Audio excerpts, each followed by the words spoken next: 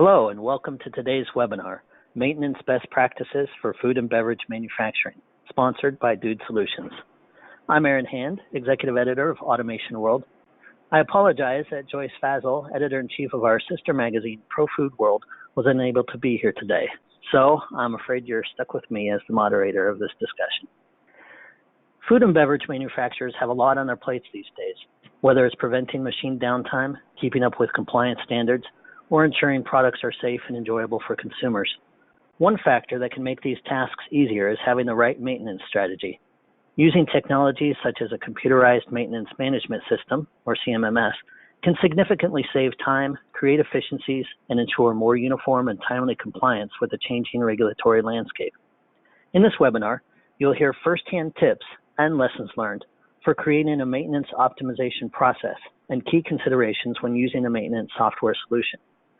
Before I introduce our speakers, I want to let our audience members know that this webinar will also be available for archived viewing at profoodworld.com. You will receive notification when it's ready, and the slides will be available for download from there as well. Today, feel free to ask questions at any time during the webinar, which you can do from the question box on the webinar's control panel.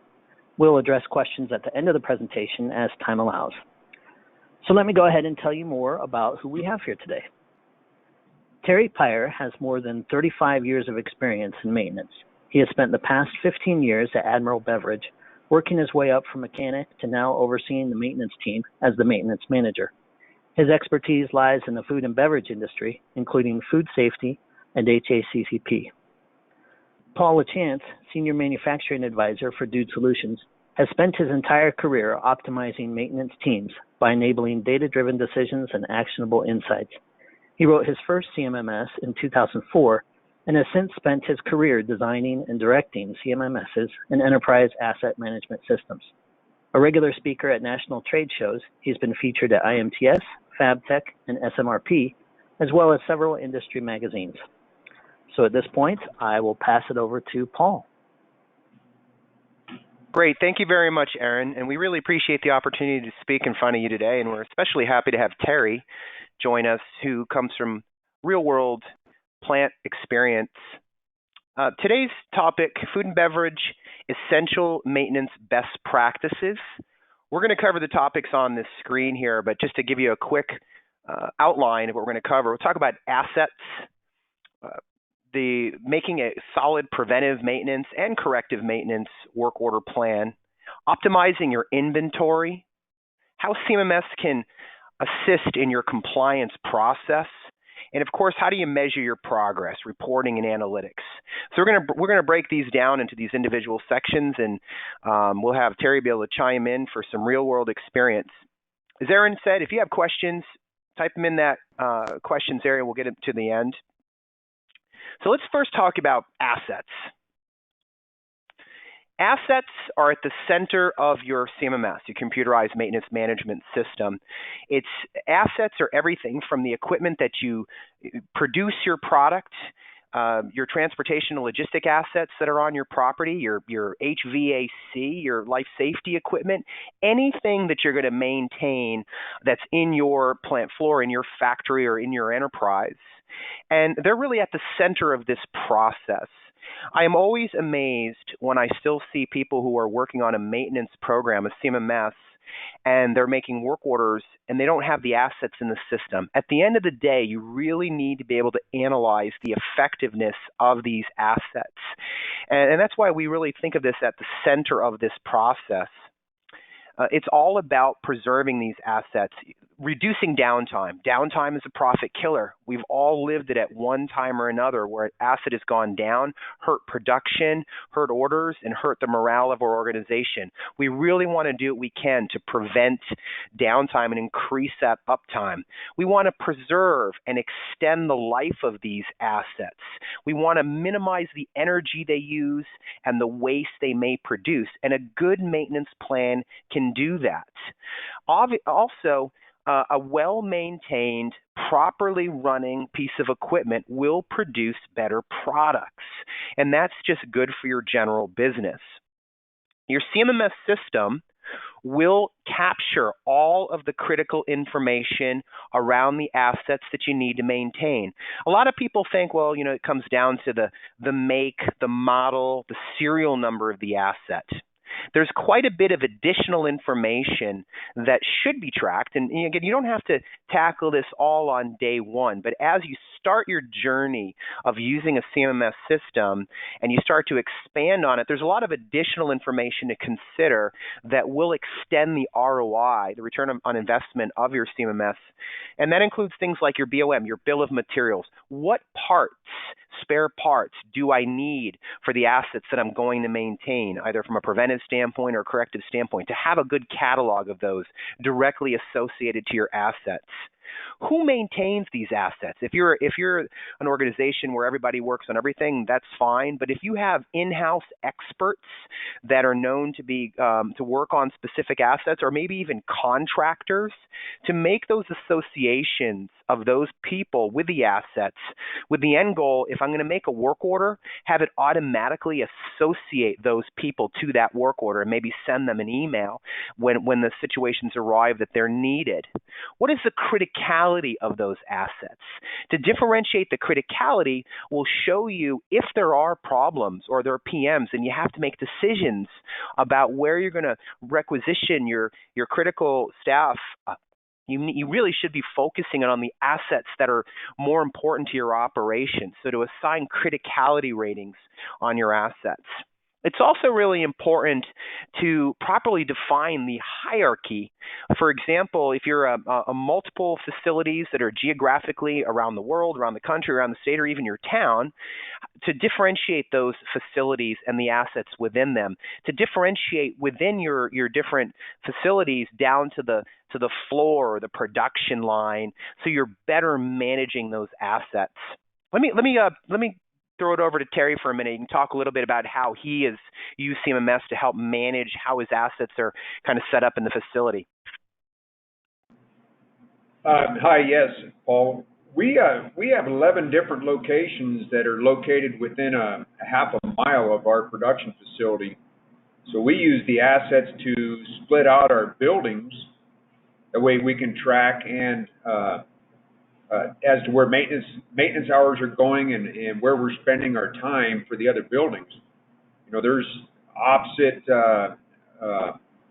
buildings and there's opposite different companies and corporations here too. So this is great for us to be able to split it out and track it, where we can let our management know, hey, we're spending this much time up here at this building for improvements. Yeah, that's a really good point. That's been a good key for us. I'm sorry to interrupt you, Terry. That's a really good point that you bring up there, that location management, the hierarchy of the assets is good operationally, like where do my people have to go to maintain the assets, but also when you need to look at, say, some of the analysis of your work orders and maybe costs and other related information can be down to the assets, but also to the building, or in your case, you break it up by different sort of enterprises within your overall Admiral Beverage. Good stuff. And we do that. We did that with the outside buildings. Of course, we track our in-house, our production assets quite extensively. We list them as they start the process all the way to the end of the process. Great. So within the assets, and here's a couple of screenshots, and I know these may be a little bit difficult to see, but let me just run through a little bit here. You can see a good CMMS system is going to give you good snapshots of all of your equipment, all the appropriate fields you may need to track, such as a serial number, asset number, the physical location, categorization of your assets. We talked about the criticality of those assets, status. Are they up? Are they down? Even documents and pictures should be associated to your assets. Additional information you may want to track are warranty information. We talked about that expertise, assigning specific individuals to assets. It can be a group of individuals, outside contractors, to know who do I need to contact if it is a known individual or known contractor for specific assets. The bill of materials, the parts that you typically use for this asset. And another concept we haven't mentioned so far are things like what we call meter readings, meter reading titles. So if you get into like cycle count or hours run, or if it's any sort of usage metrics or temperature, pressure, anything that might be associated with an asset that you can track, because that may be involved in generating work orders. I always like to talk in these webinars about exciting changes that are happening in the marketplace. You've probably heard the phrase, the Internet of Things. If you haven't, it's been around actually quite a while in manufacturing, food and beverage, and otherwise. And it's the concept that all of those assets that you have throughout your facilities theoretically can share that numerical data, pressure, temperature, hours run, cycle count, any of those metrics. Sometimes you're getting it off your PLC SCADA systems. And that data can be used to help drive better maintenance. So this example right here is kind of a graphical image of your assets and the type of data. At a lot of organizations, the data will come back to some sort of a control center, and maybe a fancy control center like this, or maybe just, you know, in your little office where you have your computer monitor where you can see that. But what this data can be used for in a CMMS world is when my asset runs for 10,000 hours, or produces 100,000 of your units, or hits a temperature or a pressure or some sort of out of tolerance reading that says, make me a work order. It's sort of the next generation that extends the concept of calendar-based work orders. And you really want to think about that concept of the Internet of Things and how it can benefit your organization. We're going to switch gears now to preventive maintenance, predictive maintenance, work orders optimization. So right here, you know, in this first slide here, let me just talk about these briefly, and then we'll switch gears to Terry. PMs creating a preventive maintenance plan is something that every organization really needs to put focus on. Creating a leader, choosing somebody to help organize that. If you're the kind of organization where you're really in reactive mode and you don't know where to get started, and you really crave, or your management really craves for you to have a more proactive, preventive approach, you really want to embrace that. You want to find a leader to help lead that charge, because it takes some time and you got to do some work, but it has amazing payoffs.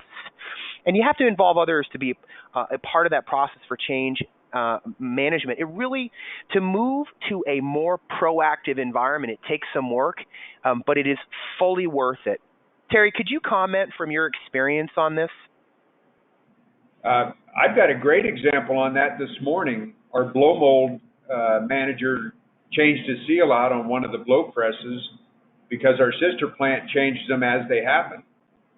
And I told him, well, that's great if it's a 10-minute process, but your downtime involved during each change out hits you when you don't want it.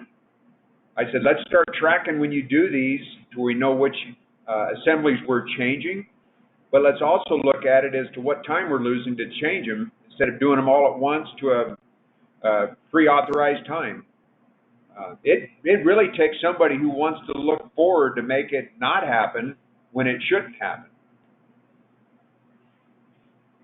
What advice might you give, like, for people to, organizations where it's been historically so reactive? I mean, how do you get people to start to think about a more proactive? I assume you got to take it slow. What advice might you give to try to, for the cultural change around that? I agree with start slow, because I'm working in an environment here that was proactive or reactive until I arrived, and I'm still working on it. But just show them, I've got bearings on my push cart outside that had we not changed them when we did, another 6 weeks later, you'd have had downtime. You got to trust the history and trust your tracking. And I love the examples there. And at the end of the day, and I think anybody who has gone from a process that's been almost exclusively reactive to start to go partially proactive, and then ultimately, if you can get a really healthy balance, healthy dose of preventive, that's where, like you said, you reduce the downtime, and that's going to improve everything, including your profitability. So I'm going to run through a couple of typical examples of how CMMS can help you with your preventive maintenance and your predictive maintenance plans. Any good CMMS system is going to have calendar-based PMs. Here's a Dude Solutions screen in our CMMS system that shows an example of a calendar. So if at minimum you should be reminding yourself every month, every week, every quarter, every day, whatever it may be, for those critical assets that you need to be performing some form of preventive maintenance. You can start slow. You can build these out, including the instructions, but you start off with making sure at minimum you're getting those automatic reminders of when you need it, even if it's based on a calendar as opposed to more usage-based. In a more advanced environment, and again, this will become more the norm over time, especially with that concept of the Internet of Things, where we're getting that raw data from the assets that tell us how long it's run. So as you move in that more predictive strategy, and again, I don't want anybody to think, oh my gosh, I'm not ready for this. That's fine. You can, as Terry said, you can start slow. You can start getting basic reminders. Eventually, and where you can really start to see it kick into gear in terms of your return on investment, are these more predictive methods. When I run every 1,000 cycle count, or when I am outside of these acceptable tolerances of 40 to 60 PSI, any of those numerical metrics, when you hit any of those thresholds, the system is going to say, here's a work order. It's going to email the appropriate people. It's going to be in the list of all the work orders. It's going to have the detailed instructions of what that technician is going to have to do.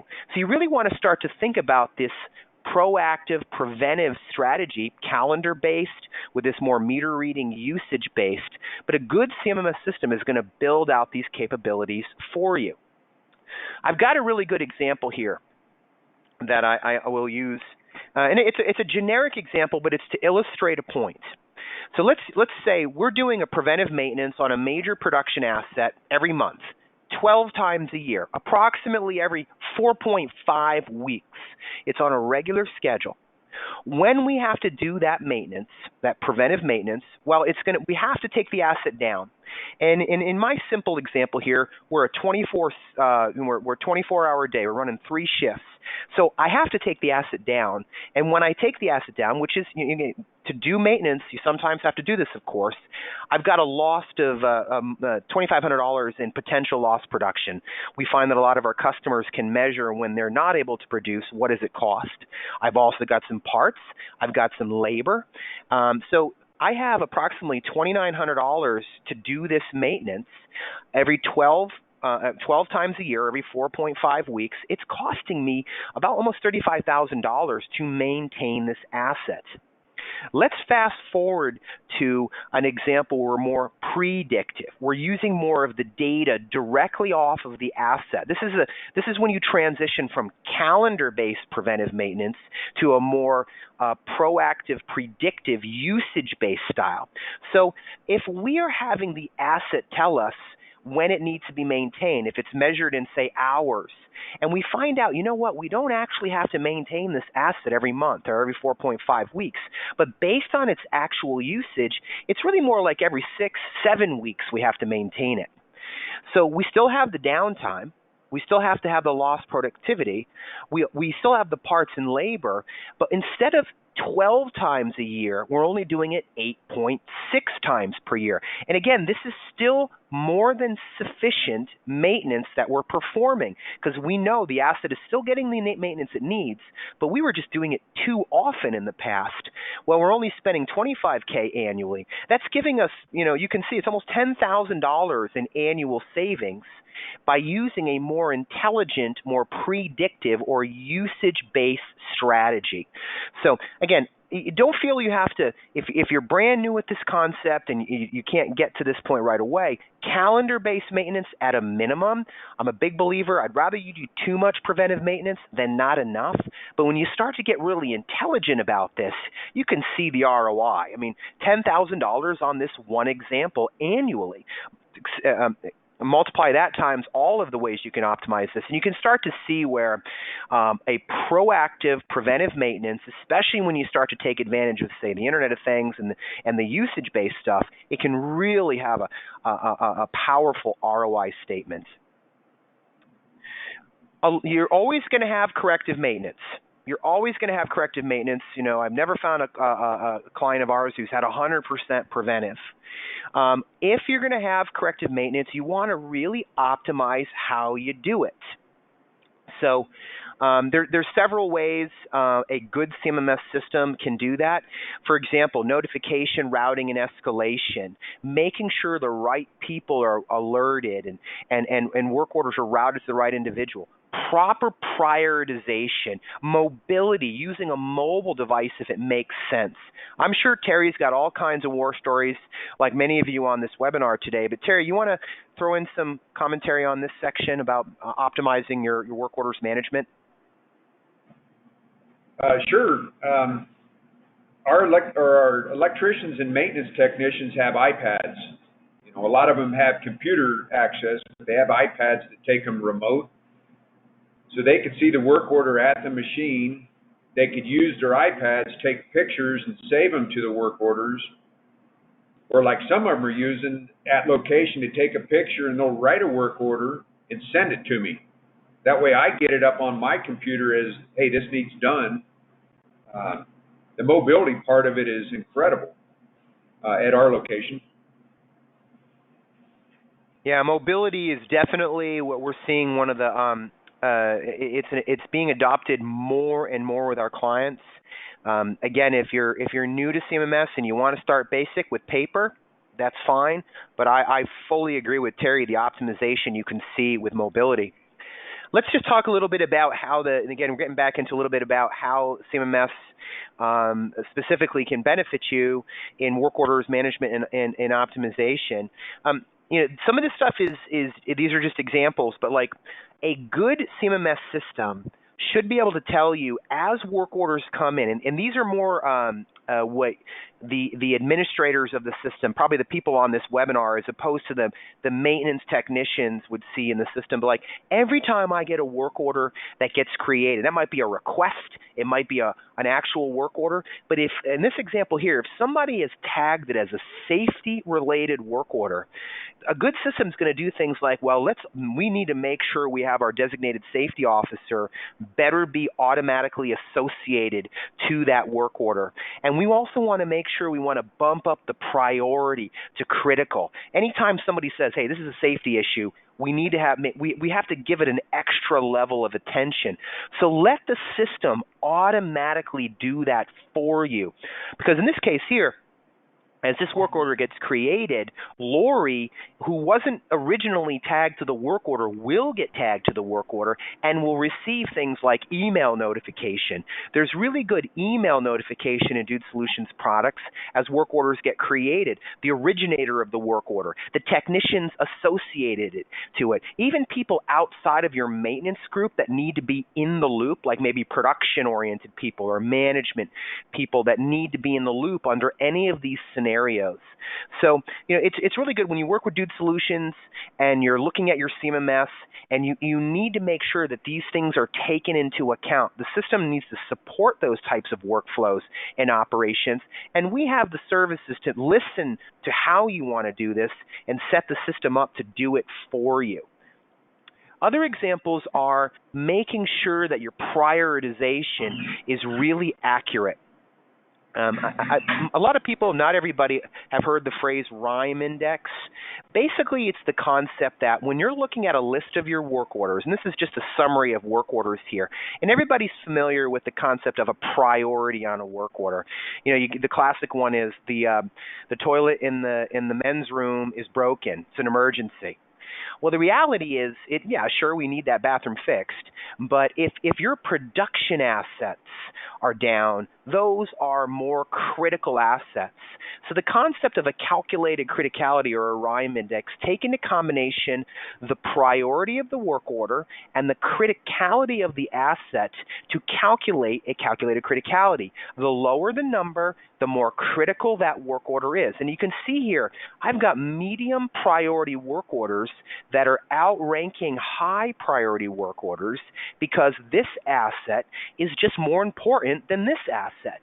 So if you only did things on priority, somebody might go and try to fix the toilet in the men's room, even though there's another toilet 20 paces away. You need to make sure you're focused, optimized on the critical assets that are within your operations. And a calculated criticality can really help with this type of stuff. Mobility, as Terry mentioned. Mobile is awesome. It's the fastest growing part of CMMS at this time. Some of these are screens from one of our solutions here. On the dashboard, you can do things like snap a picture of the problem. As Terry said, you can scan the asset first. You can annotate. You can see all your work orders.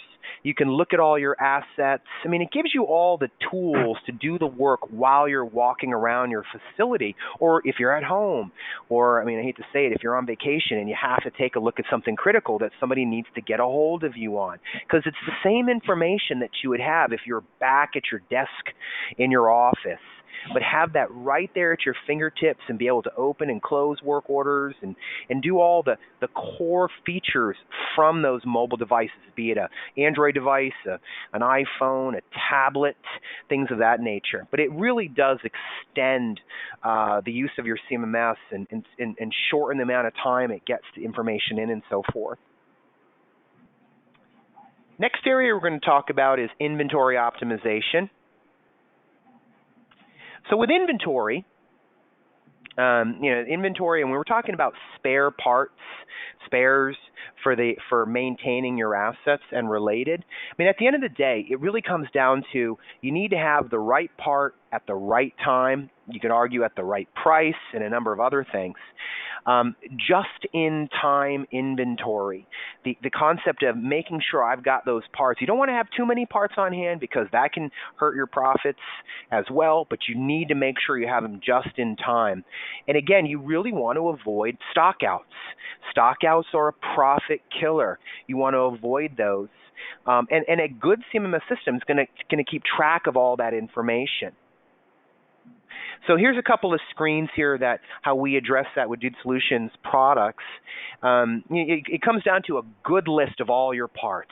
Where do you physically store them? Think back to the way Terry was describing earlier, where you've got different areas throughout your different facilities. You may have part cribs all over the place. You may have a commissary where you get them from. But knowing where they are, who you order them from, how many you have available, how many might be reserved.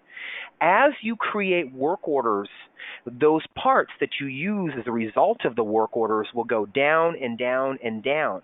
Well, eventually you're going to need to order those parts.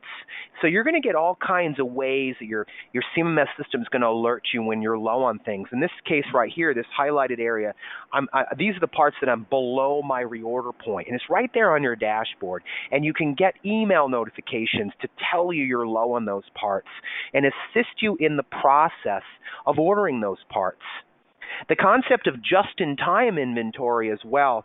A great story that I like to tell is we have a client who has these circuit boards that get used on some production assets. And these are production assets that are in the various plants. In this case, it was around the country. And these circuit boards are really expensive. They're fairly proprietary. They have a long lead time to come in, and they were having to store several of them at their different plants around the country. What's worse is the firmware on those circuit boards was expiring, and they were having to throw these things away or send them back for refurbishment, really expensive. Well, fast forward to a just-in-time process. What they did was they now store far fewer, one circuit board as a spare instead of 3 at all their plants. And 2 or 3 of these plants in geographically strategic locations around the country do keep a couple of extras. So they're able to look up the other plants. If they use the one spare they have, they can use a just-in-time inventory process to locate another one within their organization and have that sent overnight versus a 2 or 3 week lead time it was taking to get from their distributor. In this case, it was somewhere in Europe. So a just-in-time inventory process, fewer waste of very expensive parts, not having to carry all that inventory on hand, and at the end of the day, you have less downtime because you have those parts ready and available. So again, some of these concepts are a little bit more advanced than others, but there's all kinds of solid ROI examples around really optimizing the way you manage your inventory. We're down to 2 more sections here. We're talking about compliance. And obviously compliance is a complicated topic, and it affects different types of food and beverage manufacturers in different ways. I'm going to stay real high level for right now before we have Terry chime in. But some of the benefits of efficient compliance. One of the things I've learned in all my years of being around the CMMS world is compliance. To me, in the early days, it felt like talking to clients.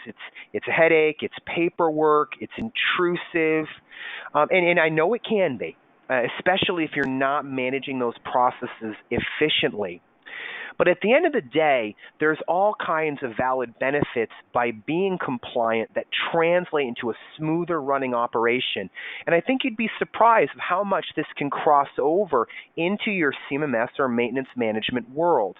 It creates a safer work environment. I mean, everybody wants a safer work environment for valid reasons. A safe work environment boosts morale, or I should say conversely, if you have safety-related issues or you have compliance-related issues in general, the inverse can be terrible. It can really hurt morale, and that will hurt productivity. That will hurt profitability. A well-run, efficient, and compliant environment will allow you to attract and retain solid talent.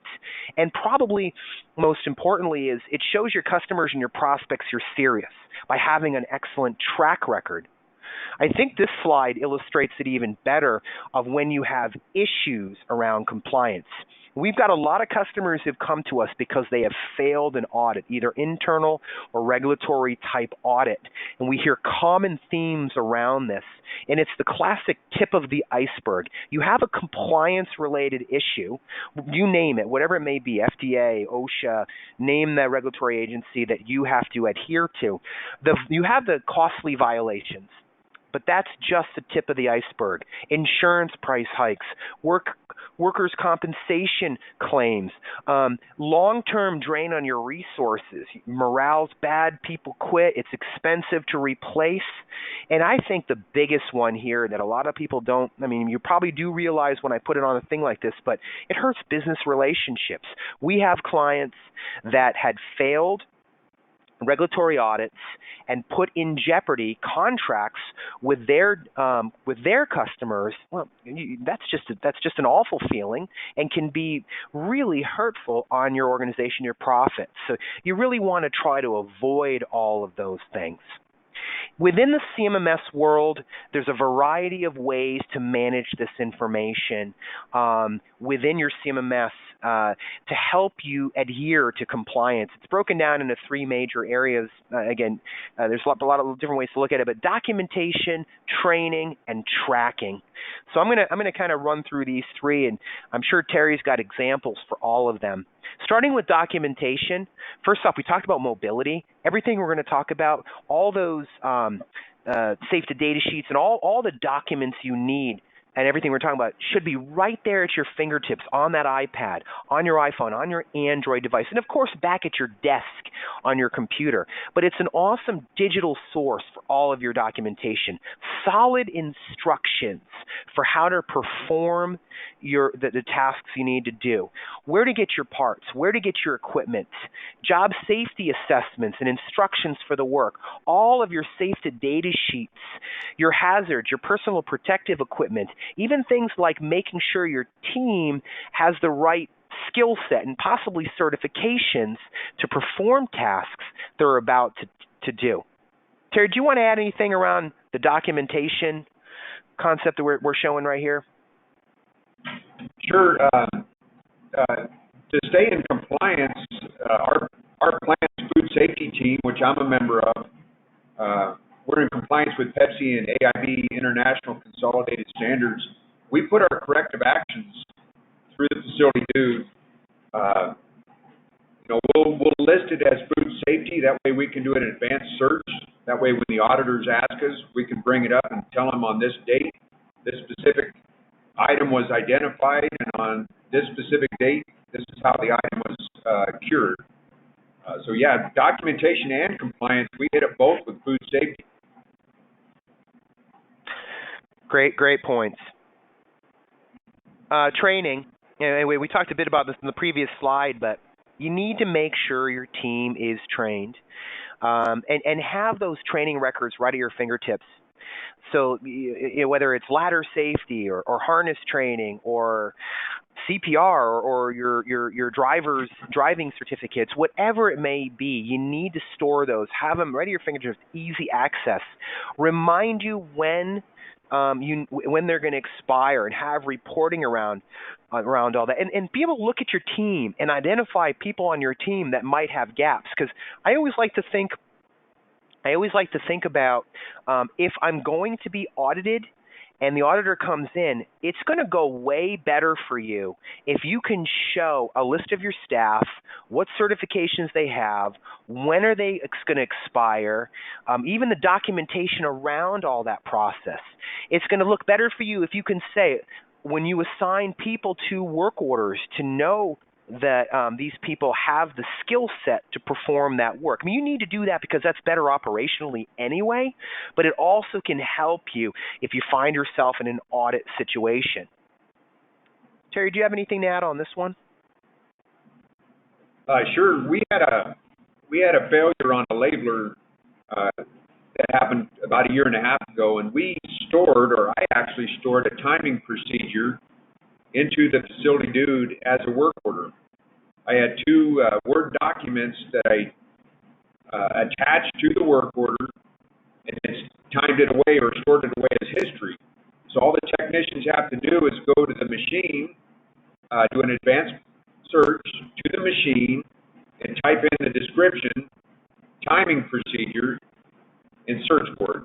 And it brings it right up. They can bring up the history, and the actual training is right there in front of them on their fingertips on the machine.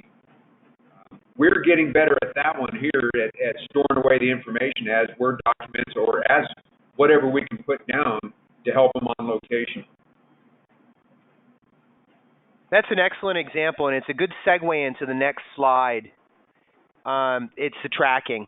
I mean, again, I always come back to customers of ours who've had problems, and then because they did not have a good CMMS solution, and being able to show and track, like pinpoint problems to a certain date, time, or owner. In our case, in the case of Dude Solutions products, you can also, any changes that are made to a work order or to an asset are logged. Some of the, especially if you're FDA compliant or other regulatory agents where you need to have a really detailed level of tracking to know every time history was made on an asset, when it was done, who did it, what fields were changed, when and why. It's also good as you're making your work orders to put good root cause information in there, problem codes, cause codes, to help you analyze problems, look at that tracking history to try to help avoid it in the future.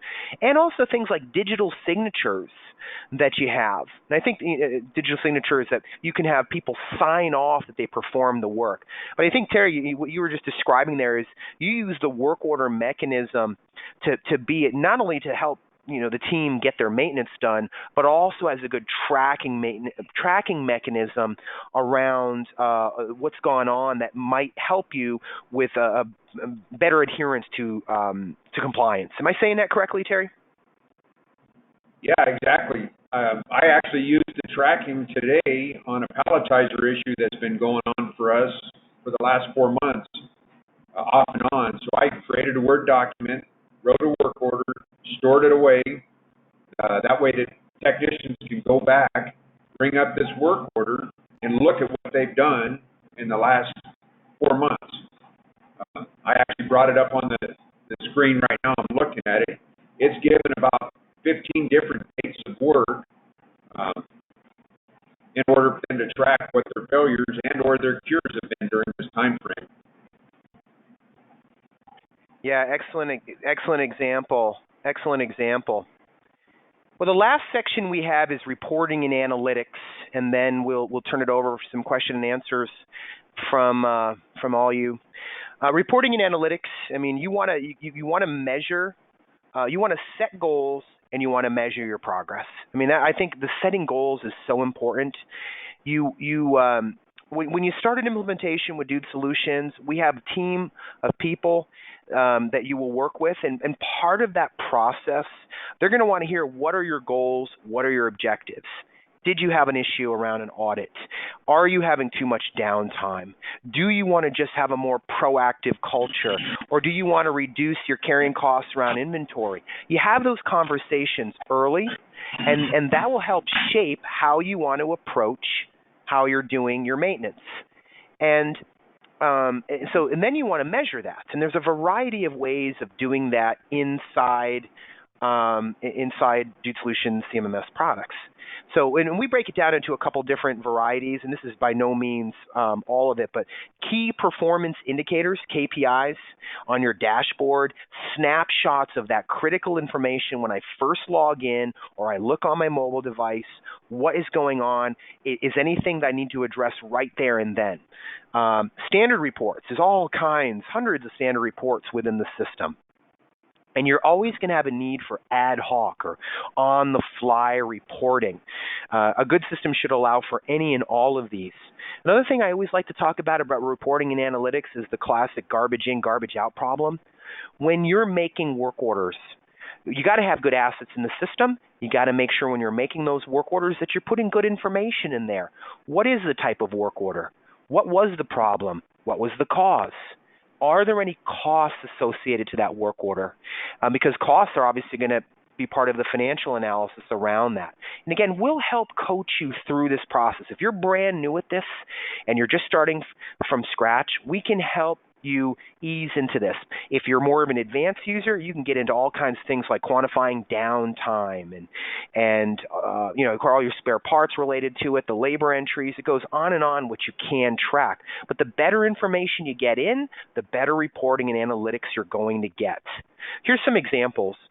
We've got our reporting and analytics. We've got our KPIs, like the ratio of preventive to corrective maintenance, schedule compliance, tracking critical work orders or my safety work order goal. These are all really customizable, and depending upon the conversations you have initially with your implementation and you share those goals with us, with Dude Solutions, will help you set these things up. You also want to track things like downtime. Where's your downtime coming? This is just one of many, many, many examples of the reporting and analytics that are going to be within the system. Here's a report that I really like that kind of throws a lot of this analysis in a blender and produces really good reporting. This is a list of assets that we have in the system. It could be any assets. We grade the assets, A to F, just like school. Now, when you look at these assets, there's a number of factors that go into determining these grades. Take an example, this asset right here. Well, it was purchased in 2002 with a 10-year expected life. This is an older asset. It's outlived how long we thought this asset was going to live. However, from a frequency of failure standpoint and a cost standpoint, this thing is doing pretty well. Down here, you can see that costs over time for this asset have been going down. And the frequency of failure has been getting better. The distance, the mean time to failure has been getting better. Remember, this is an older asset. Costs are going down. It's failing less frequently. That's a good sign. So that's why this thing gets a grade of a B. It would get a grade of an A if it was a newer asset. The second asset right here is purchased in 13 with an 8-year expected life. It's a newer asset. It has theoretically life left in it. Well, its costs are rising. Its frequency of failure is getting worse. It's a newer asset, but it's not doing very well. So if you didn't have this analysis and you're getting ready for, say, capital expenditure planning for next year's budget, and you think, oh, well, where should we earmark our very precious dollars? If you do it on age, you're putting the money, you're putting your proactive culture, you're putting it in the wrong place. You need to look at putting it where it really belongs, not necessarily just on by age. You can also find out where you need to be doing more proactive maintenance. You can look at how well your contractors are doing. You can pat the backs of the men and women that are maintaining these assets because you can get good reporting and analytics. So again, there's all kinds of ways to get reporting and analytics out of your CMMS system. Again, it comes back to those goals and objectives conversations. Where do you want to improve? And then find the right reporting and analytics to help make that come true. So we're about at the end here right now, and we've got a poll we're going to put up on the screen, and then we can turn it over to questions and answers. Great. Well, thank you, Paul and Terry. I really appreciate all the information. So as Paul mentioned, we've got this poll up here. If you would like to get more information from Dude or Admiral, you can check the boxes there. So we're going to leave that up while we carry on with the questions. Also, we have a few coming in already, but I want to remind the audience, if you would like to ask a question at this point, please do type that into your question box, and we'll get to whatever we can during our remaining time. So let me start with this first one that I see here. What are the first steps we could take to be more predictive without using IoT and sensors?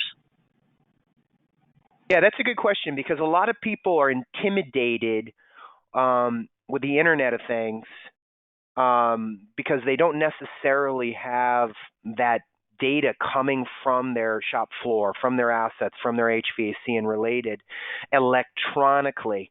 However, most customers that I talk to can walk around the facility and you can see metrics that are on, whether it's on a gauge, an old school analog gauge, or on readings right on the assets.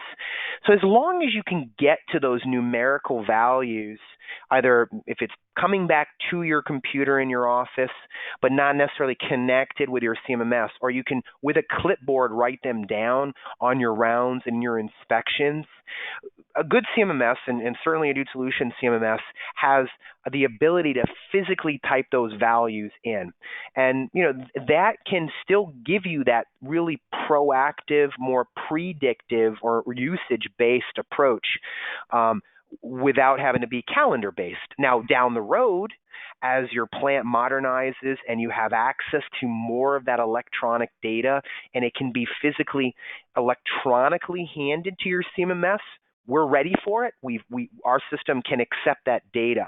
So you can start off slow. I mean, the ultimate way to start off with a calendar-based solution, and then, if you have got nothing going on for a proactive culture, then you can move to more manual meter reading or predictive usage-based. And then the ultimate is to really enable your IoT and have that happen electronically.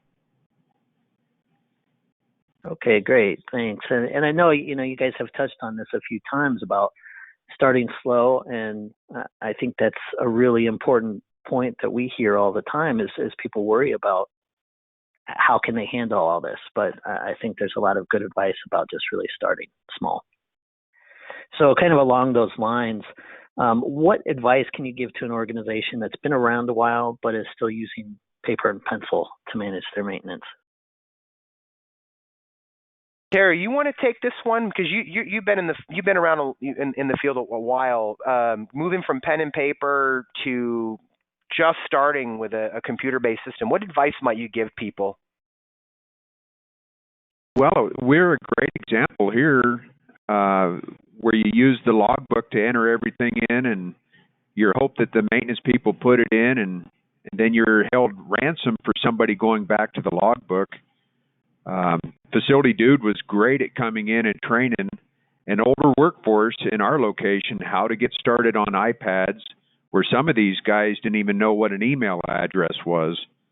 But now I've got some of the older ones really communicating, which is the key word, communicating through the documentation electronically.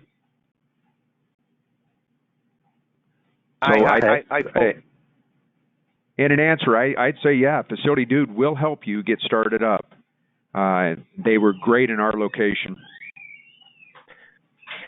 So, and I wholeheartedly agree. You know, like starting from scratch, starting from paper, rely on your CMMS vendor to help you with that process. A lot of our customers that first come to us think that they have to make it all come true with their internal resources. And don't get me wrong, you're going to be involved. You're going to have to get the team together and get people to embrace this. But that's what we do. We're not just software. We have the services to successfully get that implementation off the ground, and that is a critical part to starting this. I'd like to say that you just get the software and you kind of get started with it. That's kind of pie in the sky. You really want to have good training. Listen to the goals and objectives. And again, we can make this very budget friendly on this process, or we can be very involved. It just depends upon the needs of the client. But I also believe in starting slow, and you can do things in phases as well. I've got another suggestion on that. When we started our meter versus calendar, when I was entering them in, our ammonia compressors, they cycle based on load. Facility Dude helped me change them to an hour tracking. And we've got our largest compressors of one, it's almost a 10-month PM plan because it's primary compressor all the time, but our smallest compressor doesn't cycle that often. It's a 3-year based on hours. So successfully, they've helped me convert them to an hour tracking, hour logging, to a needed PM. Wow, good example. Good example. Okay. Sorry, did you guys want to add anything more to that? No, go ahead, Aaron. Is there any others that have come in? Okay. Yes. Yeah, we've got another question here. If you work on a specific piece of equipment or asset and you want the adjustments or lessons learned to be distributed to a whole group of similar assets, can you set up a distribution list to automatically link them? Yeah, it's a very good question. A good CMMS system is going to have all kinds of tools to match with your workflow. Similar assets is a good example. I can tell you in our Dude Solutions products, if you have similar assets that all have the same process that it follows, but may have to follow different schedules, you can set up things like a generic task list for that generic asset, yet build out an appropriate schedule to work appropriately for all those assets. And if you have to make an adjustment to those task lists, have it be reflected across all those assets. There's all kinds of tasks like that. Same thing with assigning the workers. Like you can have a maintenance team, you can have named individuals, you can have people that kind of come and go either through attrition and hiring or things like maternity or paternity leave, and take all those into account to efficiently manage that team. There's so many different ways to do this in the system. It really comes down to expressing what you want to do and seeing how the Dude Solutions products can adhere to that. Some might be I'm guessing the majority are possible, and some might be very, very different. But there's going to be a way to model that in an efficient manner. And that's really what the goal of CMMS is, because to move from paper or a spreadsheet to a real CMMS system, it's got to create those efficiencies for you. That's where you really start to kick in the reduced downtime and the reduced costs and so forth. So, yeah, we've got a slew of abilities in ours to do that. Okay. All right. Here's another question about how do you get maintenance people to embrace the idea of using technology instead of fighting it? Terry, you want to take that one? You're around these guys, these men and women, much more than me. How to embrace technology? Maybe like your iPads. How did you get them? Like you said, these guys, some of them didn't know what have an email address. Now you know they're walking around with iPads. What advice do you give to make that transition to embrace this?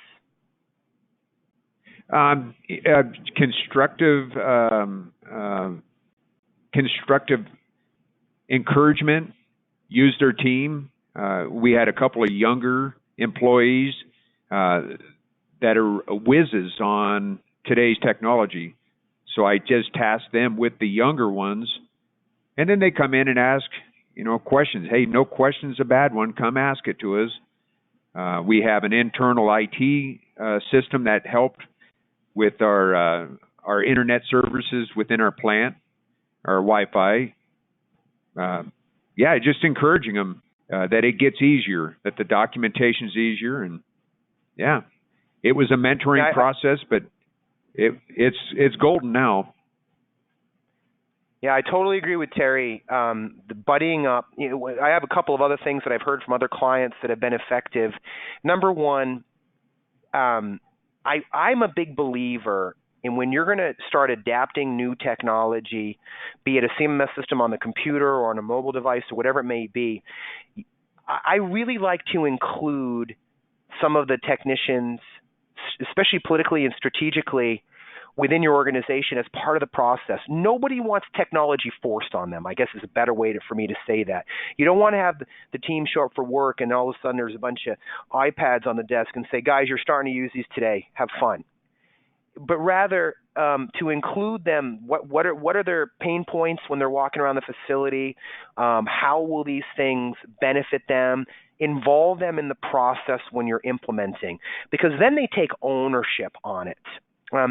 You also have to have some pressure from management to say, guys, we really need to take advantage of this technology and embrace it. But Terry's example is a great one. As long as the veteran staff don't feel like they are being forced, in my opinion, I've seen that be a lot more successful. Sure. Paul, that's also called a goal setting too. A great team player will also be able to illustrate the goal setting, and a great team player will accept it. Good point. Good point. Okay. Well, I think we're gonna wrap up the questions there. If there are any questions we didn't get to, Paul and Terry can address those offline. But I'd like to thank Paul and Terry for a great presentation today on maintenance best practices. For the latest news about engineering and operations in food and beverage manufacturing, please visit profoodworld.com. And thank you all for attending this presentation today. Have a great day. Thank you, everybody. Thank you.